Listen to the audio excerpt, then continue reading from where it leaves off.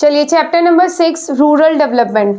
Rural development क्या है कि जो भी एक्शन प्लान लिया जाता है, जो भी प्लान बनाया जाता है रूरल एरियाज में ग्रोथ के लिए, दैट इज रूरल डेवलपमेंट। इसमें दो टाइप के चैलेंजेस फेस करने पड़ते हैं, एक होते हैं प्रिंसिपल और you can say main challenges, दूसरे होते हैं emerging challenges. Clear? Main challenges क्या है? सबसे बड़ा चैलेंज ये होता है कि रूरल एरियाज में क्रेडिट की प्रॉब्लम, उधार की प्रॉब्लम, दूसरा मार्केटिंग की प्रॉब्लम। ठीक है, उसके बाद एमर्जिंग चैलेंजेस मतलब जो उभरते हुए अब क्रिएट हो रहे हैं, वो सबसे पहला क्या है? डाइवर्सिफिकेशन ऑफ प्रोडक्टिव एक्टिविटीज, यानी कि प्रोडक्शन के साथ साथ, फार्मिंग के साथ साथ और क्या एक्टिविटीज वो कर सकते हैं। Second is organic farming which is very important. First हमने जो चैलेंज पढ़ा था वो था रूरल क्रेडिट। ठीक है, रूरल क्रेडिट का दूसरा नेम होता है एग्रीकल्चरल क्रेडिट। अब सबसे जो क्वेश्चन आया हुआ है 2-3 बार सैम्पल पेपर में भी, वो ये आया कि रूरल क्रेडिट की ज़रूरत क्यों पड़ती है। देखिए, फार्मर के पास ना अभी भी कहीं ना कहीं ऐसे फार्मर्स हैं जो सिर्फ क्या करते हैं, सब्सिस्टेंस फार्मिंग, अपना 2 वक्त की रोटी निकाल के थोड़ा बहुत बचता है जो मार्केट में बेच देते हैं, तो उनके पास इन्वेस्टमेंट करने के लिए पैसा नहीं होता, इसलिए उनको क्या चाहिए होता है? लोन चाहिए होता है। दूसरी बात, जिस टाइम वो बीज को बोते हैं और जब कटाई करते हैं, ठीक है, हार्वेस्टिंग होती है, तो इसके बीच का जो टाइम पीरियड होता है वो काफ़ी लंबा होता है। अब इस बीच वो अपने खर्चे कहाँ से पूरे करेंगे? इस बीच वो अपने खर्चे पूरे करने के लिए क्या लेते हैं? लोन लेते हैं। तो ये 2 रीज़न है जिनकी वजह से उनको लोन की ज़रूरत पड़ती है। ठीक है, अब आता है टाइप्स। जो रूरल क्रेडिट होता है वो 3 टाइप का है, short term, medium term and long term. Duration ये होता है साल तक का, ये होता है 5 साल तक, और 5 साल से ज़्यादा अगर है तो वो क्या कहलाएगा? Long term. तो शॉर्ट टर्म किस लिए लिया जाता है? जैसे इनपुट्स वगैरह खरीदने के लिए, पेस्टिसाइड्स लेने के लिए, फर्टिलाइजर्स लेने के लिए, घर के खर्चे पूरे करने के लिए। ये होता है जैसे कोई मशीनरी खरीदनी हो, अपनी लैंड के चारों तरफ वायरिंग करानी हो, या फिर वेल डिग करवाना हो। ठीक है, और लॉन्ग टर्म क्यों लिया जाएगा? अगर उन्हें परमानेंटली कोई ज़मीन खरीदनी हो या अपनी ज़मीन पे कोई परमानेंट इम्प्रूवमेंट कराना हो जिससे उनकी वैल्यू लैंड की इंक्रीज हो जाए। ठीक है, जिसकी अमाउंट बड़ी होगी तभी तो लॉन्ग टर्म लिया जाएगा। क्लियर हो गया? उसके बाद आते हैं सोर्सेज। सोर्सेज 2 टाइप के होते हैं, इंस्टीट्यूशनल और नॉन इंस्टीट्यूशनल। पहले क्या चलते थे? नॉन इंस्टीट्यूशनल ही चलते थे, जिनको हम कन्वेंशनल या ट्रेडिशनल कहते हैं। इसमें क्या क्या आता है? लैंडलॉर्ड, विलेज ट्रेडर और मनी लेंडर्स। पर ये क्या करते थे फार्मर्स के साथ? एक्सप्लॉयटेशन। ज़मींदारी सिस्टम कुछ ऐसी ही था कि एक्सप्लॉयटेशन होता था। ये बहुत ज़्यादा इंटरेस्ट रेट कैरिट करते थे, इसलिए फिर गवर्नमेंट ने क्या करा? इंस्टीट्यूशनल सोर्सेज सेटअप करे, जिसको बोलते हैं मल्टी एजेंसी सिस्टम। अलग अलग लेवल पे सिस्टम बनाए। कोऑपरेटिव क्रेडिट सोसाइटीज़ होती हैं जो रीजनेबल रेट पे उनको लोन देते हैं। फिर कॉमर्शियल बैंक, उनको लगा कि अकेले कोऑपरेटिव क्रेडिट सोसाइटी पूरे गांव वगैरह के रूरल एरियाज़ में क्रेडिट का डेवलपमेंट नहीं कर पा रहे हैं, इसलिए उन्होंने कॉमर्शियल बैंक सेटअप करने शुरू करे। एसबीआई जो बना था ना 1955 में, वो सिर्फ किस लिए सेटअप हुआ था? रूरल क्रेडिट के लिए 1955 में। फिर 1969 में बैंक्स का क्या हो गया? नेशनल। ठीक है, रीजनल रूरल बैंक्स जो सेटअप होते हैं वो रिमोट और बैकवर्ड एरियाज़ में, जो बहुत ज़्यादा पिछड़े हुए एरियाज़ हैं, वहाँ पे क्रेडिट की सुविधा जो है उपलब्ध कराने के लिए कौन से बैंक सेटअप हुए हैं? Regional rural bank. और साथ में यहाँ पे ये भी आ सकता है आपको, लैंड डेवलपमेंट बैंक्स। ठीक है,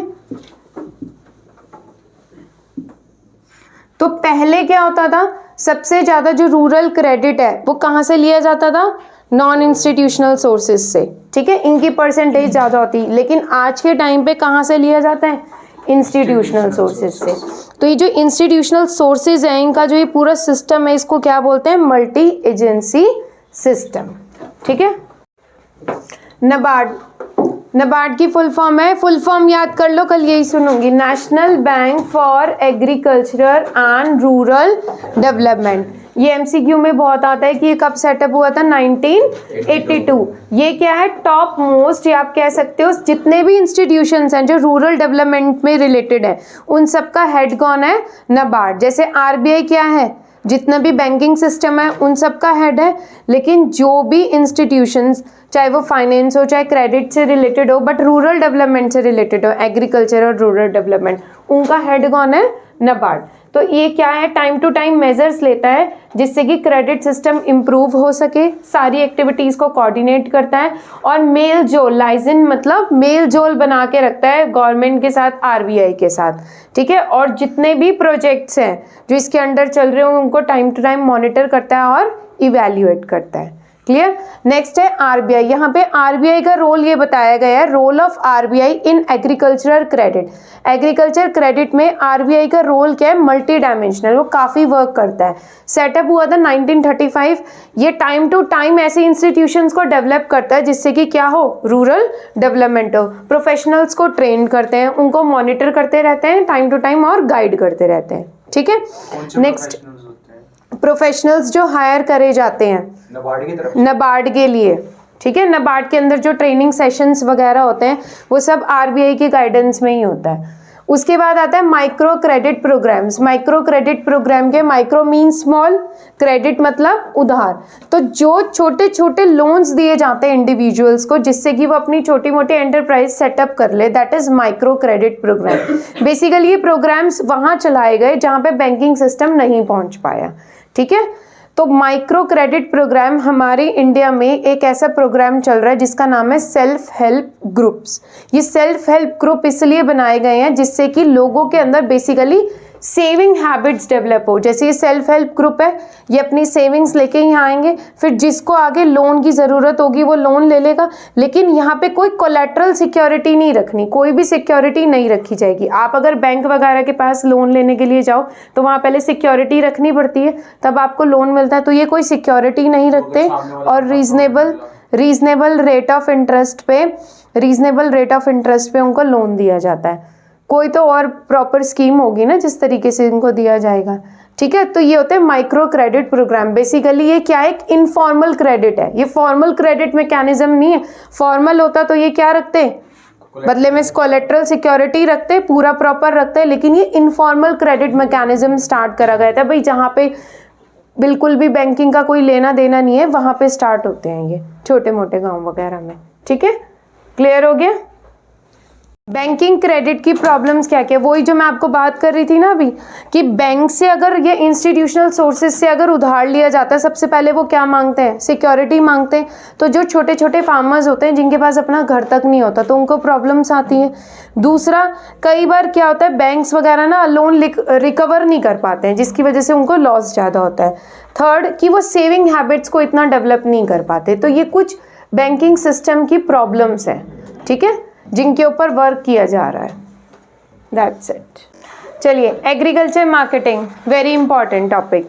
एग्रीकल्चर मार्केटिंग क्या होता है, जो भी हार्वेस्टिंग करने के बाद, यानी कि फसल की कटाई करने के बाद से लेके जब तक वो फसल मार्केट में बिकती नहीं है, वो जो सारा प्रोसेस होता है दैट इज एग्रीकल्चर मार्केटिंग। सबसे पहले हम गैदर करते हैं उस प्रोड्यूस को, देन प्रोसेस करते हैं, ठीक है। उसके बाद ग्रेडिंग कि लो क्वालिटी, हाई क्वालिटी अलग अलग कर देते हैं, देन पैकेज करते हैं according to the demand, then उसको स्टोर करा जाता है और उसको तब बेचा जाता है जब उसका प्राइस काफ़ी अट्रैक्टिव हो।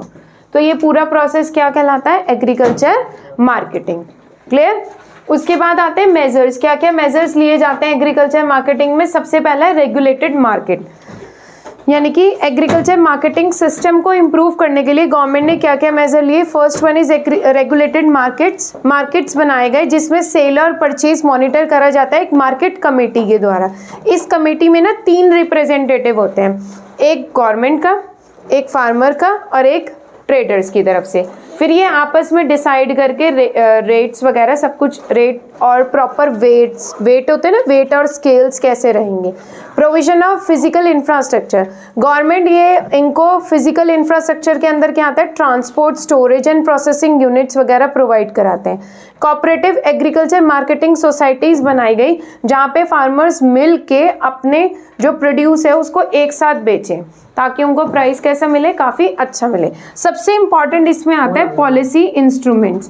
पॉलिसी प्राइस, गवर्नमेंट कहती है, आपने सुना होगा कि आजकल भी जो रोला चल रहा है वो एमएसपी का चल रहा है, MSP minimum support price. Government कहती है कि फार्मर्स के रेट फिक्स कर दिए गए, भाई इतना वीट का, इतना राइस का, इससे कम पे आपको नहीं बेचना है। और अगर इस रेट पे कोई नहीं खरीदेगा तो कौन खरीद लेगी, गवर्नमेंट। गवर्नमेंट क्या खरीदती है, गवर्नमेंट क्या करती है कि एमएसपी पे खरीद के सारा स्टॉक क्या करती है, वेयर हाउस में मेंटेन कर देती है।